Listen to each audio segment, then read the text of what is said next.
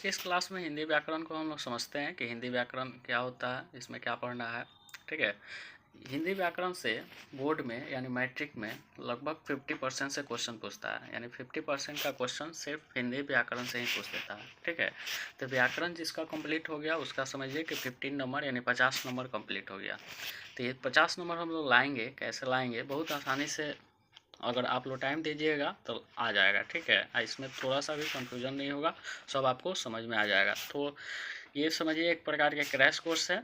ठीक है, जो आपको कम शब्द में ज़्यादा आपको नॉलेज मिलेगा, कम टाइम में ज़्यादा आप नंबर ला सकते हैं। आगे बात समझ में, तो ये हम लोग समझते हैं हिंदी व्याकरण। व्याकरण जो होता है, आप जानते हैं कि व्याकरण क्या होता है।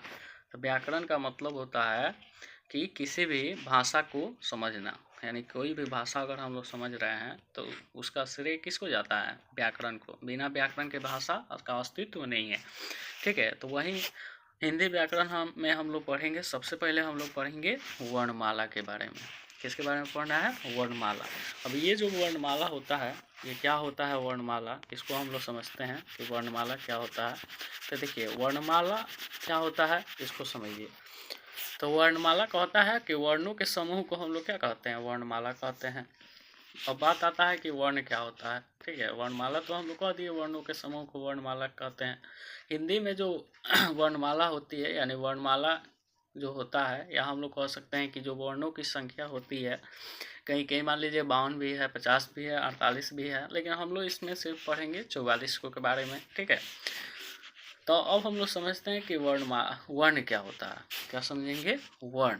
किसके बारे में समझेंगे, वर्ण के बारे में। तो वर्ण क्या होता है, तो देखिए वर्ण जो होता है, वर्ण क्या होता है, तो वर्ण जो होता है कहता है कि वर्ण उस मूल ध्वनि को कहते हैं जिसका खंड नहीं किया जा सकता है, जिसका खंड नहीं किया जा सकता है। ठीक है, जैसे हम लोग बोलते हैं ओ, क, ग, ऐसे य, आ, ई, ये सब जो हम लोग बोलते हैं, मान लीजिए अक्षर जो बोलते हैं, ये सब क्या है, वर्ण है। जैसे मान लीजिए कि हम लोग लिखे हैं कमल, क्या लिखे हैं लोग, कमल लिखे हैं लोग। तो कमल में देखिए तो ये एगो शब्द है, तो इसमें 3 गो अक्षर है, कम है, एगो म है, एगो ल है, यानी 3 गो अक्षर से ये कमल बना हुआ है। तो इसी प्रकार हम लोग समझेंगे कि ये जो वर्ण होते हैं, ठीक है, ये जो भी ध्वनि यानी जो हम लोग बोलते हैं वो ध्वनि होता है। ठीक है, तो जिसका खंड या टुकड़ा नहीं किया जा सकता है वो वर्ण कहलाता है। अब देखिए, अब वर्ण के जो भेद होते हैं, 2 भेद होते हैं, यानी वर्ण कितने प्रकार के होते हैं, 2 प्रकार के होते हैं। वर्ण 2 प्रकार के, एगो स्वर्ण वर्ण और एगो व्यंजन वर्ण। स्वर्ण वर्ण क्या होता है इसको हम लोग समझते हैं। स्वर्ण वर्ण जो स्वतंत्र होता है, इसको बोलने के लिए किसी की आवश्यकता नहीं पड़ती है, इसको हम लोग कहते हैं स्वर्ण वर्ण। जिसका उच्चारण स्थान, यहीं पे कह रहा है कि स्वर्ण वर्ण क्या होता है कि जिसका उच्चारण स्थान बिना किसी दूसरे वर्ण की सहायता से हम लोग कर सकते हैं, उसको हम लोग क्या कहते हैं, स्वर्ण वर्ण। इसकी टोटल संख्या 11 होती है। तो ये याद रहना चाहिए आपको कि स्वर्ण वर्णों की संख्या कितनी होती है, 11 होती है। ये कहाँ से कहाँ तक होता है, ये 11 कौन कौन होता है, तो ओ, आ, छोटी ई, बड़ी ई, उ, री, ए, ऐ, ओ, औ, 11 को होता है। ठीक है, औ तक होता है। यहाँ पे गलती से मान लीजिए कि लिखा गया है, ये क्या होता है, औ बना लीजिएगा। कहाँ तक बना लीजिएगा, औ तक। तो स्वर्ण वर्णों की संख्या कब होती है, 11 गो होती है। कहाँ से कहाँ तक होती है, ओ से लेकर औ तक। अब देखिए स्वर्ण वर्ण के 2 भेद होते हैं। ठीक है, एक ह्रस्व स्वर होता है और एक दीर्घ स्वर होता है। एक ह्रस्व स्वर होता है, एक दीर्घ स्वर होता है। ह्रस्व स्वर क्या होता है, ह्रस्व स्वर का मतलब होता है कि जिसका उच्चारण हम लोग कम समय में कर सकते हैं। जैसे ओ बोलना होगा, ओ बोलना होगा तो आपको कम समय लगेगा, वहीं आ बोलना होगा तो आपको ज़्यादा समय लगेगा। ठीक है, तो जिसका उच्चारण स्थान कम समय में कर लिया जाए उसको क्या कहते हैं, ह्रस्व स्वर कहते हैं। तो यहाँ पे आपको लिखा हुआ है कि ह्रस्व स्वरों के उच्चारण में कम समय लगता है। जैसे ओ, ई, छोटकी उ, री, ये सब क्या है, ह्रस्व स्वर है।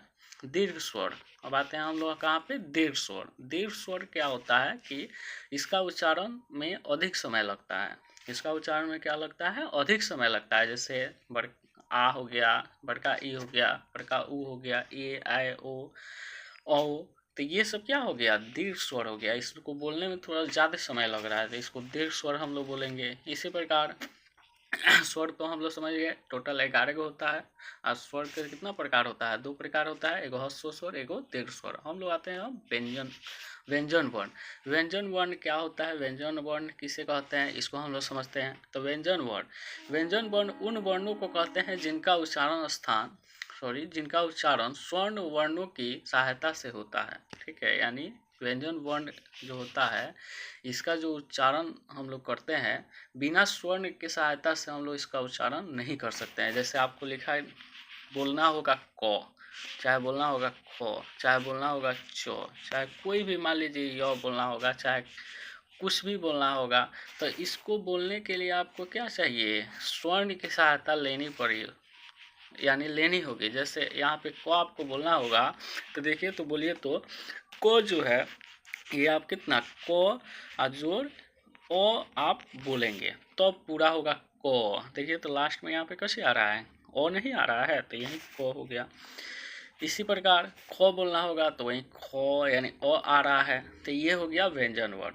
ठीक है, अब हम लोग को पीएचडी करना नहीं है कि ज़्यादा इसके बारे में जानेंगे लोग। इसकी टोटल जो संख्या होती है कितनी होती है, 33 को होती है। इसलिए हम लोग कहेंगे कि वर्णमाला जो है कितनों को है, 44। टोटल कितना हो जाएगा, वर्णमाला जो है, वर्णमाला की जो संख्या होगी टोटल को होगी 44, 44 होगा। ठीक है, ये वर्णमाला की संख्या हो गया।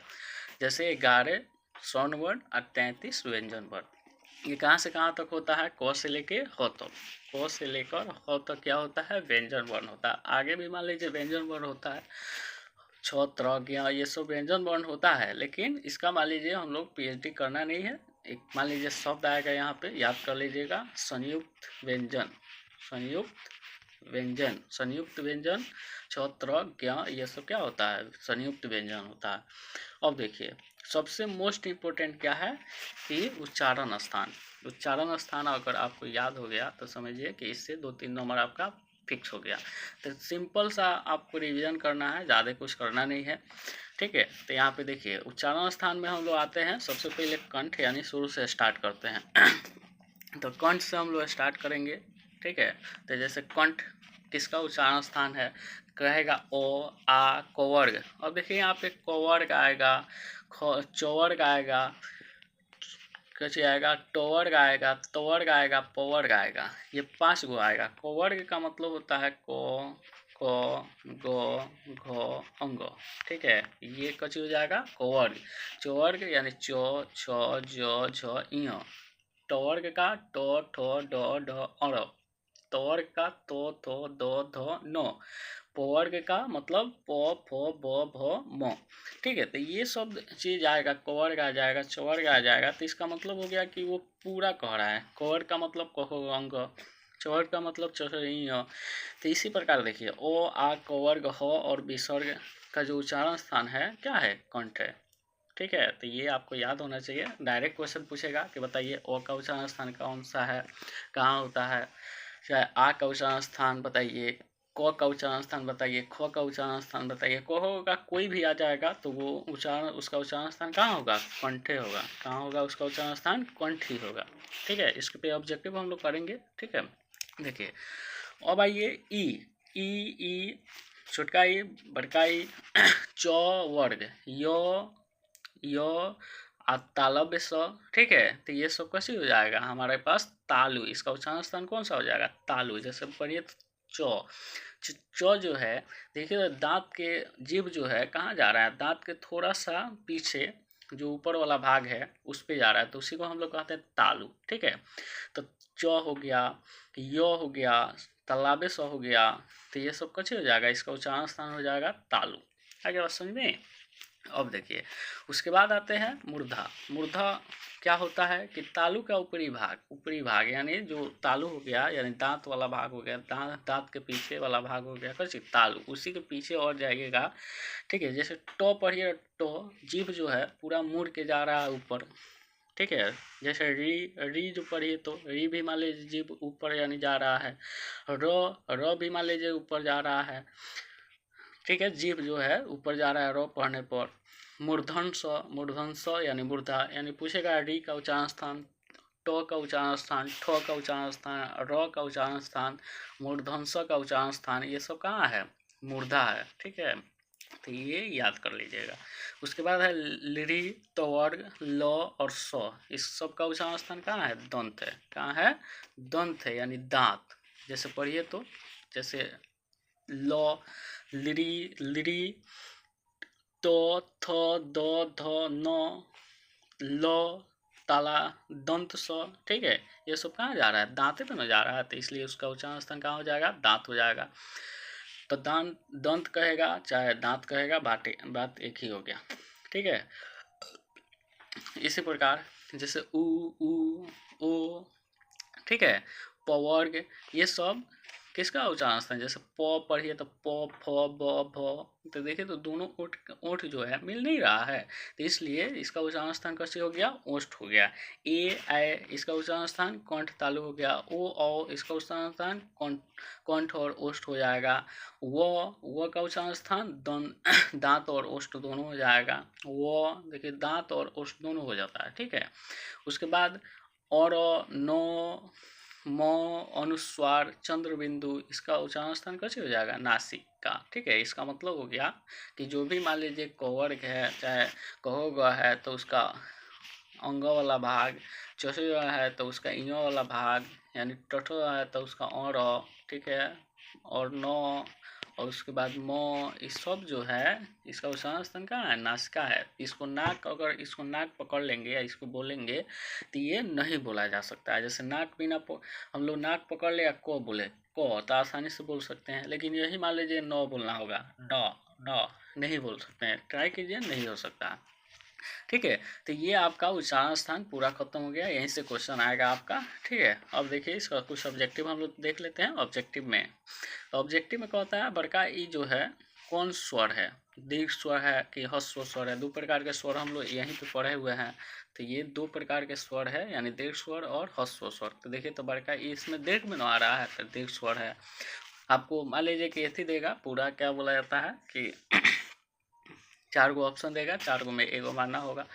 दो का उच्चारण स्थान कहाँ है? तो दो दंत है। देखिए तो दो, यहाँ पे देखिए तो जैसे तोथ मैनो है, तो थो दो, तो दो का उच्चारण स्थान कहाँ हो गया? दंत हो गया। इसी प्रकार वर्ण कितने प्रकार के होते हैं? 2 प्रकार के, अभी हम लोग पढ़े हैं। स्वर्ण वर्णों की कुल संख्या कितनी होती है?